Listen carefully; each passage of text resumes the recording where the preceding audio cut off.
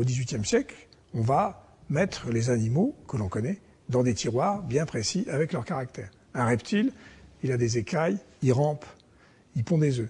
Un oiseau, il a des plumes, il vole. Un mammifère, il a des poils, il a le sang chaud. Mais voilà que brusquement, ce schéma-là peut avoir des ratés ou être mis en cause. Certains petits dinosaures carnivores étaient les ancêtres des oiseaux. Alors ça, c'est quand même une grande nouveauté.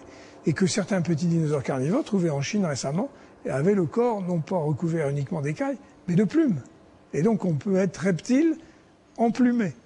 Et finalement, on a découvert que la plume apparaît dans l'évolution comme au fond un isolant thermique.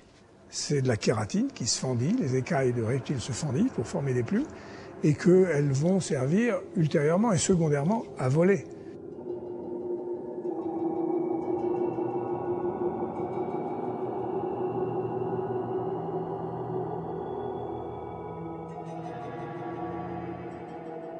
Le professeur Étienne Wolf du Collège de France a injecté de l'acide rétinoïque sur les embryons de poulets, était capable de faire pousser des plumes sur les pattes écailleuses des poulets. On passe de l'écaille du reptile à la plume de l'oiseau sans aucune difficulté.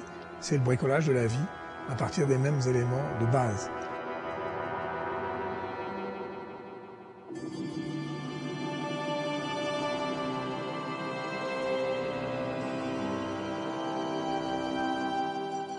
Et au fond, le conservateur du musée des dragons aurait été très content d'apprendre qu'il y avait aujourd'hui dans la nature, décrit par les scientifiques, des reptiles à plumes et des dinosaures ancêtres des oiseaux.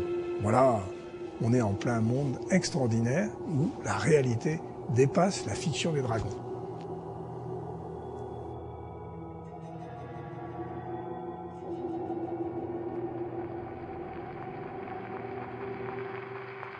Pour s'envoler, l'Archéoptéryx devait monter dans un arbre et se laisser tomber. Pour le dragon, vu son envergure, il devait faire de même, mais depuis un piton rocheux. Ceci dit, pour les oiseaux actuels, les arbres font partie de leur habitat. Donc ils nichent dans les arbres et ils décollent des arbres. Donc c'est vrai que, imaginez qu'il en était de même pour l'Archéoptéryx, c'est effectivement une projection un petit peu aussi de l'actuel, de l'habitat des oiseaux actuels.